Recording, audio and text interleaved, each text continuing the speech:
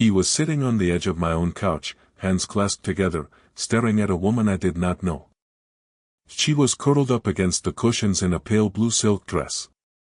Her blonde hair was scattered across the pillow, and her breathing was steady and calm. My apartment smelled faintly of red wine and jasmine perfume.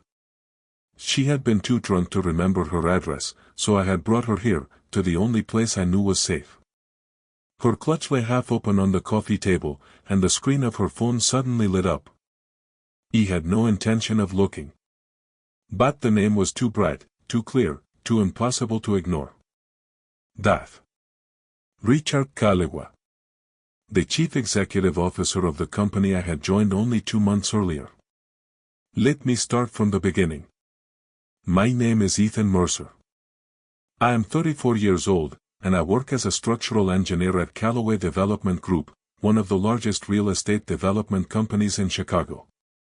I grew up outside Indianapolis, in a small town where people knew your parents before they knew you. My father was an electrician. Every evening, he came home smelling like copper wire. My mother was a nurse.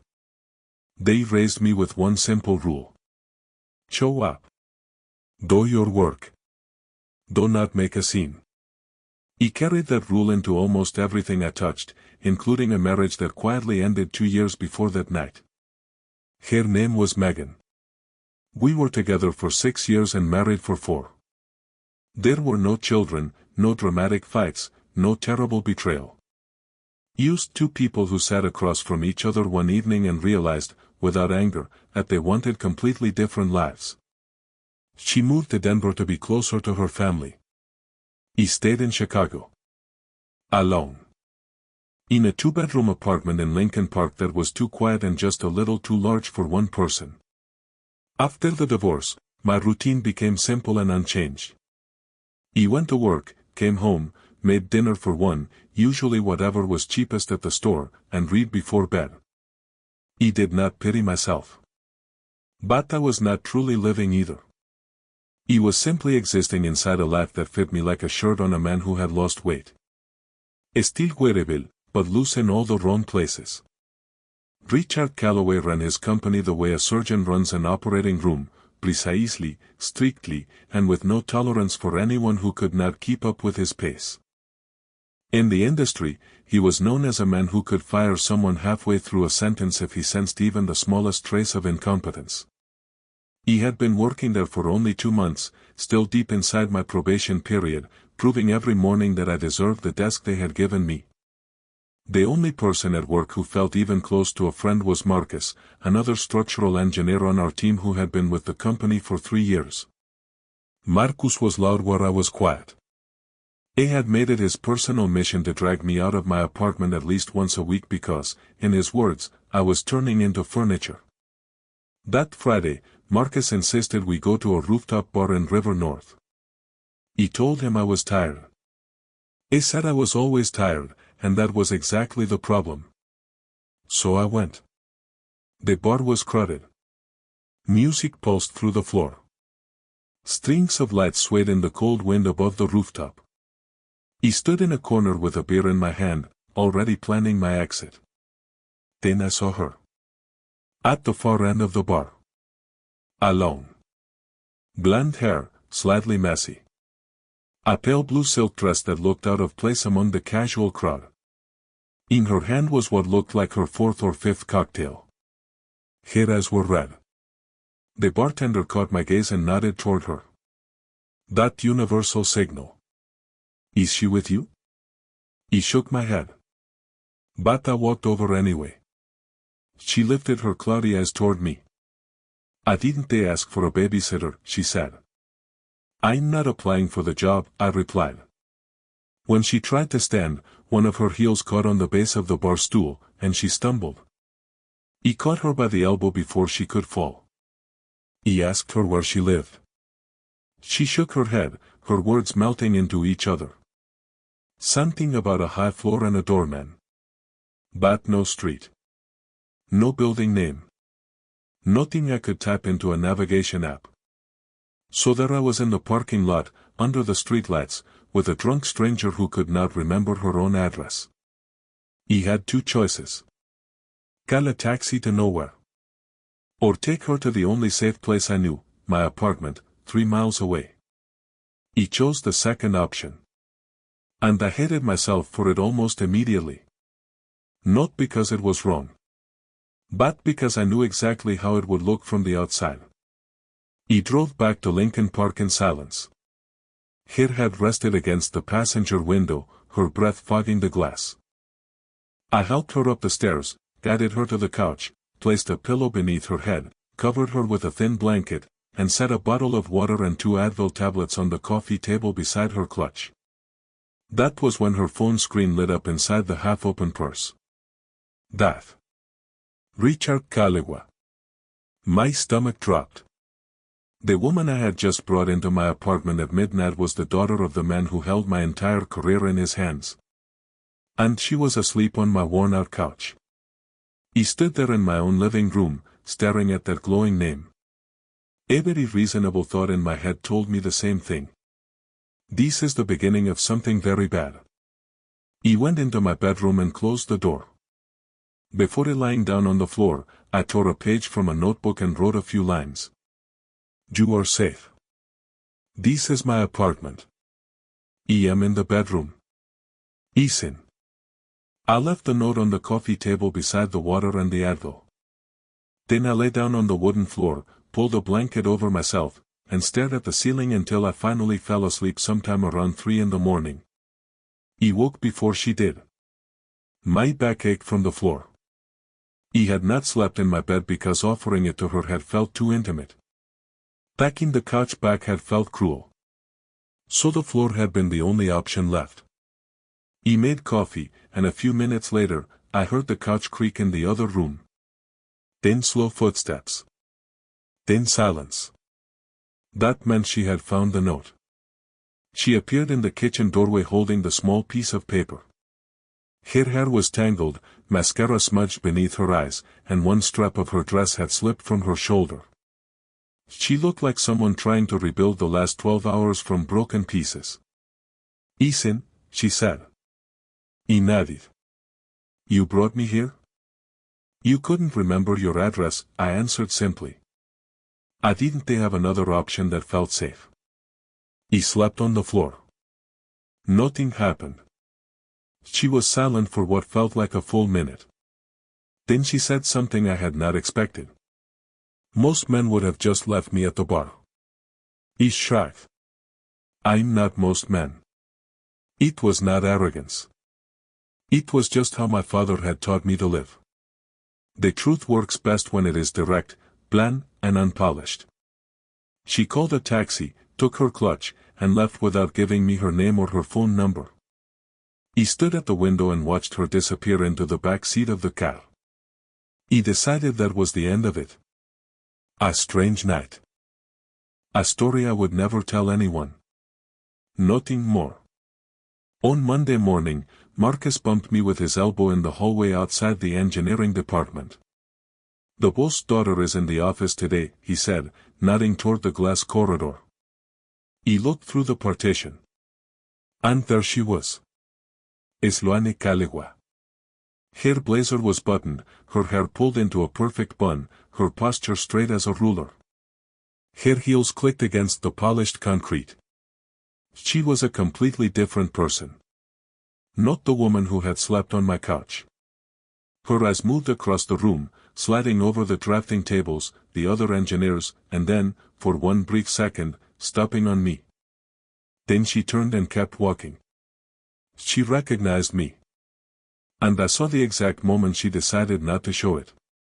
Over the next few weeks, Sloane began appearing in the office more often.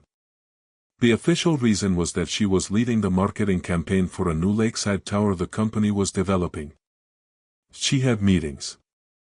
She had perfectly legitimate business reasons to be in the building 3 or 4 days a week. But I started noticing patterns that did not quite fit the official explanation. She found reasons to visit the engineering floor. She asked questions about load-bearing walls, foundation reinforcement, and wind load calculations. The questions were specific enough that answering them required her to sit beside me at my desk. One morning, she brought coffee for the entire team, but somehow remembered only that I took mine black. She asked Marcus, never me directly, whether I usually stayed late. One afternoon, she stood near the window while I explained a set of structural drawings to a younger colleague. When I looked up mid-sentence, she was not looking at the plans. She was looking at my hands moving across the paper. Once, after a meeting, I found her clutch lying on the conference room table. Everyone else had already left. He picked it up and carried it down the hall to her office. When I handed it to her, she took it with a faint smile and said, "I seem to keep losing this thing around you." Alf joking. Alf not. He did not know what to do with that. He nodded and went back to my desk. He thought about that sentence for the rest of the day. And that evening. And again the next morning. Trust between us grew through small things no one else noticed. He saw that the swivel chair at her desk in the marketing department wobbled badly every time she shifted her weight. No one else seemed to care. One evening, after she had gone home, I found a folding Allen key, knelt down, and tightened every bolt on the base until the chair was perfectly steady. The next morning, there was a yellow sticky note on my keyboard. "The chair is perfect now. You fix things." He read it twice and put it in my drawer. He did not yet understand that she meant more than chairs. But I kept the note. One late evening, the two of us ended up alone in the nearly empty building. The cleaners had already left. The office was dim, lit only by desk lamps and the soft glow of the city through the floor-to-ceiling windows. Sloane sat on the edge of the conference table, her shoes off, bare feet resting on the carpet, a cup of cold coffee in her hands. And she told me about Tyler Ashford. Tyler was the son of her father's most important business partner, and their relationship had been less of a romance and more of a corporate merger. Their fathers played golf together every Saturday. Their families spent holidays together. Their relationship was expected. For 2 years, Sloane had played her part. But Tyler was controlling and possessive in that quiet, dangerous way that leaves no visible bruises but wounds from the inside. He tracked her location through her phone. He decided where they ate and who they spent time with. He treated her not like a partner, but like property. Like a line in a spreadsheet he managed. The night at the rooftop bar, she told me, was the night she finally ended things with Tyler for good. She had told him earlier that day, and he had not taken it with even the smallest amount of dignity. That evening, she went to the bar alone because she did not know where else to go inside her own world. "I wasn't just drunk that night," she said, looking down at the floor. "I was free for the first time in 2 years. And the first person I met was you." He did not know what to say to that. The weight of her words settled in my chest and stayed there.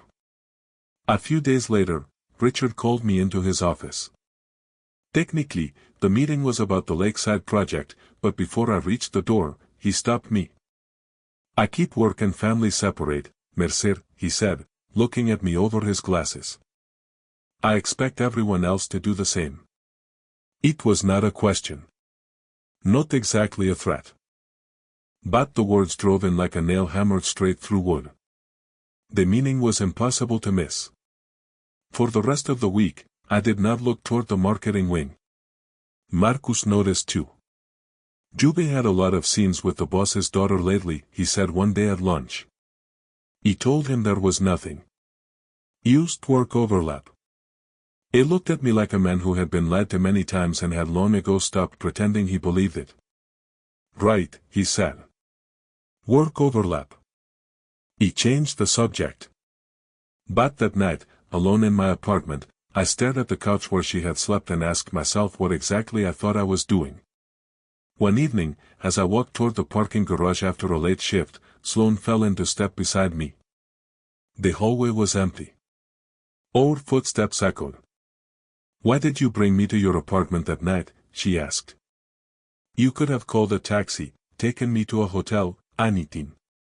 "You asked me to take you somewhere safe," I said. It was the only safe place I knew. She looked at me for a long time. Long hair then was comfortable. Long hair. Then someone looks at a person they think of as just a co-worker. Then she said very softly, it was. He slept badly that night. And the next. Then Tyler came back. He arrived at Callaway Group on a Tuesday morning under the polished excuse of a partner meeting. Tall, clean-shaven, wearing a suit that cost more than 2 months of my salary. He had that confident calm of a man raised in expensive schools, the kind of confidence born from rarely hearing the word no. He filled the room before he even opened his mouth. He shook hands with everyone. He smiled like a man who already owned the building and was simply generous enough to acknowledge the people inside it. But the moment he saw Sloan at my desk, looking over drawings I had printed, that smile vanished for a fraction of a second before returning. No one else in the room noticed. Edith. Tyler had not come for business. He had come to reclaim what he still believed belonged to him. And the weapon he chose was not a lie. It was something far more dangerous. The truth. A truth carefully stripped of every piece of context that made it decent. It began in Richard's office. He was sitting at my desk, close enough to hear every word through the open door. Tyler stood in the doorway, casually leaning against the frame, wearing the posture of a man who had practiced his concern in front of a mirror that morning. "Richard," he said, in a voice measured perfectly to be heard, "did you know some guy from your engineering department took your daughter to his apartment in the middle of the night?" He let the words hang in the silence. He added no details. He softened nothing. He did not need to. Words arranged in that exact order did all the damage by themselves. The context was surgically removed. A drunk woman who could not remember her address. A bottle of water on the table. A note saying she was safe. A man sleeping on his own floor so a stranger could rest. All of that disappeared. Only the worst possible version of the story remained. And Tyler knew exactly how powerful it was. Richard slowly lifted his eyes from his desk. His expression did not change, but his jaw tightened. Tyler let his gaze slide through the glass wall toward me. He sat completely still. My pen froze above a sheet of calculations. My pulse thundered in my ears. Later that day, Tyler cornered me in the hallway near the break room. He had done his homework. Somehow, he had gotten a security camera recording from my apartment building. 12 seconds of grainy footage. Me guiding an unsteady Sloan through my front door at 12:15 in the morning. No sound. No context. No note on the coffee table. No bottle of water. Used a man and a clearly drunk woman disappearing into his apartment in the middle of the night. "A drunk girl in your apartment at midnight," Tyler said, leaning against the wall with his arms crossed. His voice was calm, almost friendly. "You understand how that looks, Mercer. Everyone else will too." The casual tone was deliberate. The friendlier he sounded, the harder the threat hit. Because it made destruction sound like a reasonable observation instead of an attack. He did not answer. My jaw was clenched so tightly I could feel my teeth grind. My hands curled into fists, nails pressing into my palms. But I stayed silent. Because anything I said could become ammunition. Another sentence he could rip from its context and turn into a weapon. He had already seen what he had done with the truth of that night. He was not going to give him new material. That same day, Tyler sent the hallway footage to Richard.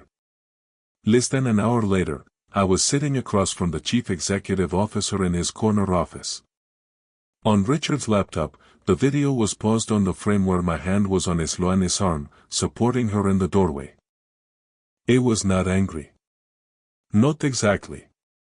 It was something more complicated and worse.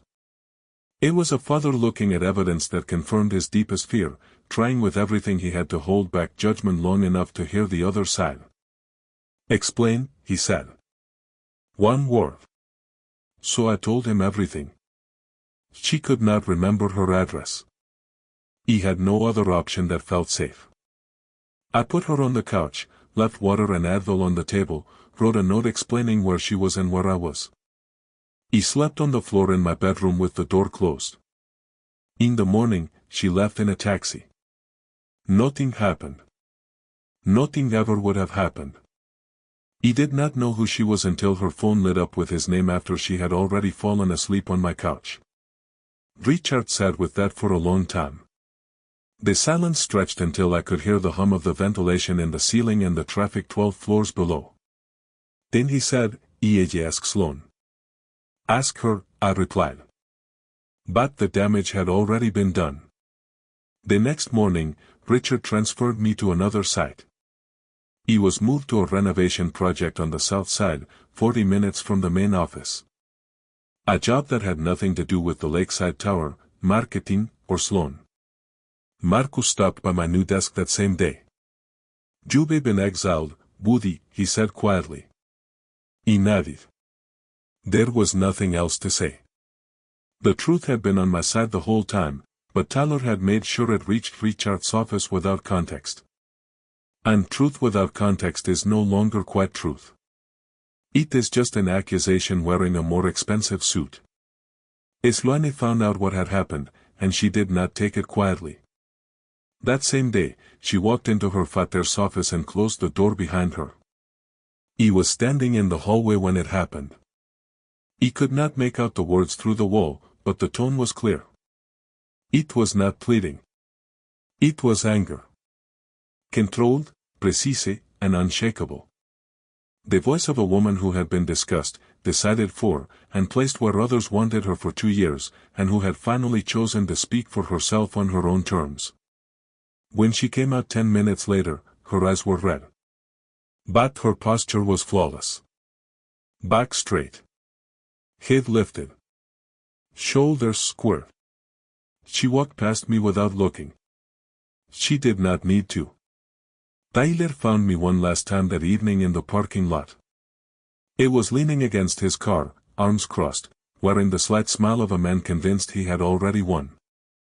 "She'll get tired of you," he said, glancing at his watch as if the conversation was beneath him. "She always does." He looked at him for a long moment. Then I opened my car door, got in, started the engine, and drove away. Without saying a word. My hands shook on the steering wheel the entire way home. Not from fear. From the exhausting effort of keeping everything I wanted to say locked behind my teeth. 2 days later, an internal envelope arrived on my new desk at the Southside site. Inside was Sloane's clutch. And inside the clutch was a piece of paper folded neatly into a square, with 5 words written in her hand. "He will not lose this." She was not talking about the clutch. He knew that. And for the first time in weeks, something tight behind my ribs quietly loosened. 2 weeks passed. He did not see Sloane. She did not call. She did not write. He did not reach out either. The boundary Richard had drawn between us was clear and sharp, and I was not going to step across it. I threw myself into the South Side renovation, pouring every hour into concrete specifications and load calculations, trying not to think about her. Which meant I thought about her constantly. On the morning drive to work. During quiet lunches alone at my new desk. Every evening in my apartment, when I sat on the couch where she had slept and looked at the pillow that still seemed to hold the faint ghost of jasmine perfume. Then, one Thursday evening, the doorbell rang. He was in the living room with a book in my hands, rereading the same paragraph for the 4th time and absorbing none of it. He opened the door. And there she was. Sloane. No makeup. Hair loose over her shoulders. Wearing an oversized hoodie that swallowed her frame and a pair of old jeans. In her hands, she held a brown paper bag from a restaurant 3 blocks away. "I figured you probably eat dinner alone most nights," she said. So do I. We sat on the living room floor because the dining table was covered with structural drawings, project folders, and an unwashed coffee mug. She opened the food containers, pulled out 2 pairs of wooden chopsticks, and handed one to me. We ate pad thai and green curry sitting cross-legged on the hardwood floor. The same floor where I had slept under a thin blanket the night she was on my couch only a few feet away. She noticed. She looked down at the floor beneath us, then back at me. "You slept here?" she asked softly. I nodded. She went quiet for a long time, eating slowly, thinking through something inside herself. Between bites of curry, she told me that she had gone to her father, sat across from Richard Callaway's desk, and told him everything. Absolutely everything. About Tyler. His possessiveness. The tracking. The 2 years she had spent performing a relationship she had never truly chosen. About the night at the bar. What she had been running from. What she had been moving toward, even before she fully understood it. About me. Richard listened. It did not interrupt. It did not dismiss her. It did not turn the conversation into business. It was unhappy, very unhappy, but he listened. And that was more than she had expected. More than he had ever done before when it came to her personal life. Then she carefully placed her chopsticks on the edge of the container and looked at me with an expression I had never seen on her face before. Open. Unprotected. A little frightened. The look of someone about to hand you the one thing you could break if you chose to take advantage of it. "I need to tell you something," she said. She took a breath. "That night at the bar, I wasn't there by accident." She chose every word carefully. "I knew who you were." He stared at her. "Marcus mentioned you at a company event a few weeks before that night. It pointed you out across the room and said something about the new guy on his team who was too quiet for his own good. After that, I noticed you. He looked you up in the company directory. He found your picture. He read about your project history. And I thought about you more than I should have." She paused. "I didn't come to that bar by chance, Ethan. Marcus mentioned to someone in Tyler's circle that your company group was going there on Friday night. He came because I knew you would be there. He came because of you." "You knew?" I said. It was not a question. "I knew your name. He knew your face. He did not plan to get drunk. He did not plan for you to take me home. But I did plan to be in the same room as you. And I am not going to sit here on this floor and pretend it was all some coincidence." He sat there with chopsticks in my hand and cold noodles on my lap, staring at the woman who had just told me that the most chaotic night of my recent life had not been random at all. She had come looking for me. The reason she had shown the world, drowning the end of her story with Tyler and cocktails, had been true. But underneath it was another truth she had carried silently for months. She had wanted to be near me. And through a chain of events neither of us could predict or control, she ended up unconscious on my couch, and I ended up sleeping on the floor. Now we were in the same room, almost in the same places, with the truth finally lying between us beside empty takeout containers. "If we do this," I said slowly, "your father could fire me. You understand that, right?" She looked at me without blinking. "If he fires a man for treating his daughter decently, that says more about him than it does about you." He did not kiss her that night. We washed dishes side by side at my narrow kitchen sink. Our shoulders almost touched. But not quite. Steam rose from the hot water, and neither of us said much. She left a little after 11. At the front door, she turned back and gave me a small, deliberate smile. "I left my clutch on your kitchen counter," she said. "On purpose." Then she walked down the stairs.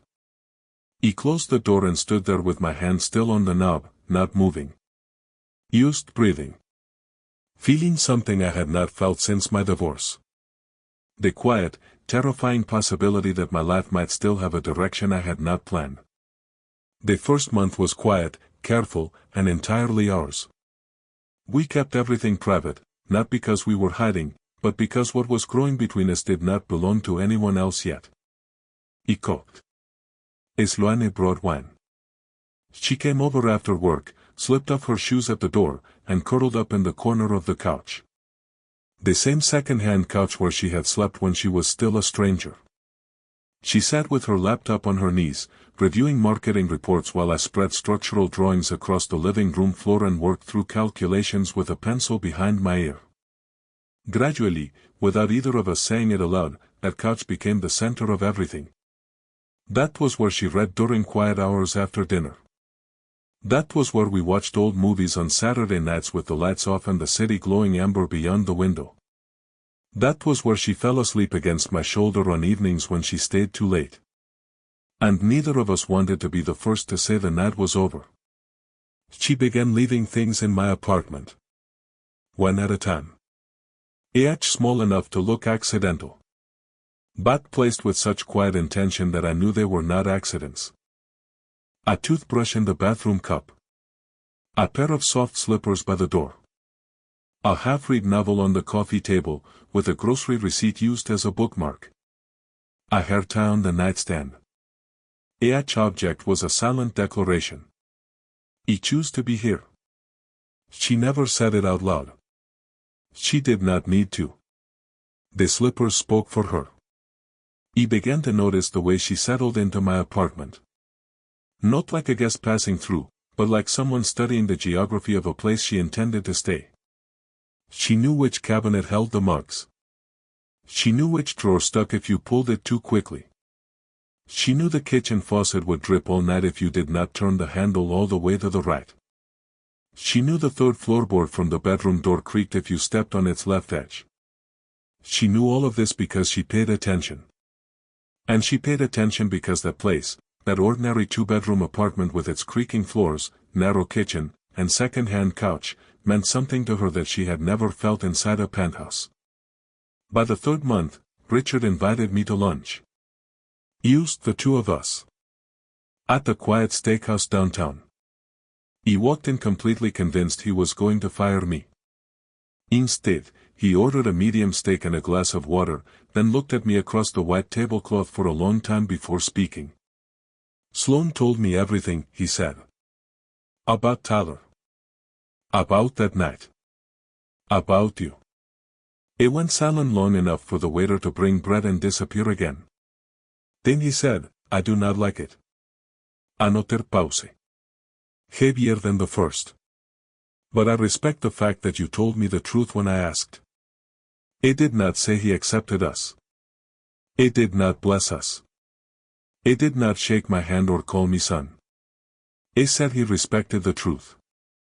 And at that point in my life, when I was standing inside a relationship that could cost me my career, that single sentence was enough. By the 6th month, I completed the largest project of my career, a 42-story residential tower on the Chicago lakefront. 2 years of engineering work turned into steel, glass, and concrete. At the opening ceremony, Richard stood at the microphone on the platform, said my name, and 300 people in hard hats and business suits applauded. Sloane stood in the crowd beside her father. When the noise faded, she looked at me with an expression no one else in that crowd could have understood. But I could. It said what she had been saying quietly since that night on the couch, through the toothbrush, the pair of slippers, and the clutch left deliberately on my kitchen counter. I see you. I choose you. I am not going anywhere. Tyler made one final attempt. Around that same time, he dug up the same hallway footage, the same narrative stripped of context, and emailed it to Richard with a suggestion that the company reconsider my employment. Richard forwarded the email to me that same day with one line in the body of the message. Handled. Focus on the building. That was when I understood, without any doubt left, which side Richard Calloway had chosen. Not because he liked me. Not because he approved of our relationship. But because he had weighed the evidence against the accusation and chosen truth over the easier story. It was the most Richard Calloway thing he could have done. And it was the first time I realized that his hardness, the quality I had feared most, could also work in my favor. A year later, Sloane moved in with me. Not into her father's penthouse with its skyline view, doorman, and marble kitchen island. Into my apartment. The two-bedroom place in Lincoln Park with creaking floors and a kitchen barely wide enough for two people to pass each other without touching. She arrived on a Saturday morning in early autumn with boxes, suitcases, and her clutch. He stood in the doorway and watched her carry the last box up the stairs. When she set it down in the living room, I said, "You are leaving a penthouse for this." She picked up her clutch, walked to the narrow shelf by the front door, placed it carefully on the wood, and straightened it with 2 fingers. "I am not leaving anything," she said. "I am arriving." The clutch stayed on that shelf. It was not lost. It was not forgotten in a conference room. It was not delivered through internal company mail with a secret note inside. It had been placed there intentionally by a woman who had spent years holding everything too tightly, hiding behind expensive walls and controlled smiles, and who had finally found a place ordinary enough and safe enough to put things down and rest. And the couch, that worn beige second-hand couch she had collapsed onto as a complete stranger on a Friday night, too drunk to remember her own address, was the same couch where she curled up every Sunday evening with her feet in my lap, reading a novel while I watched the city lights shift and settle beyond the window. The same frame. The same worn cushions. The same faint creak when someone dropped onto it too quickly. The same apartment. The same city. The same man beside her. But everything else in the universe had rearranged itself into a completely different order. One morning, I was lying on my back under the kitchen sink with a wrench in my hand, fixing a slow leak that had been dripping for a week. Sloane leaned against the counter and looked down at me. "You still fix things," she said. He tightened the connection and shrugged. "It's my job." She slowly shook her head. "No," she said. "It's who you are." Sometimes I think about that night.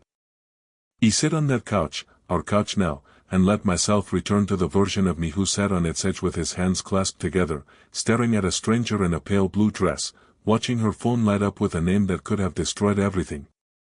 Every instinct told me to walk away. "This is not your problem, Mercer. In the morning, pretend none of it happened." But I stayed long enough to put a bottle of water on the table. He stayed long enough to write a note telling her she was safe. He stayed long enough to sleep on the floor of my own bedroom so that a woman I had never met before could rest without fear. That small moment, the water, the 2 Advil tablets, a few words on a scrap of paper, changed everything. Not because I am some special kind of good man. But because sometimes life does not ask you to be heroic. Sometimes it only needs you to stay 1 minute longer and let someone know they are not alone. She entered my life disguised as a stranger who needed a safe place. He gave her my couch. She gave me back everything I did not know I had lost. If you have ever stayed when every instinct told you to leave, I want to hear about it. Share your story in the comments. And if this story made you feel something, press like, subscribe, and turn on notifications, because every week I bring you a new story. Have you ever helped a stranger, only to realize that person changed your entire life? And if you had been in my place that night, would you have taken her home, or would you have left her behind?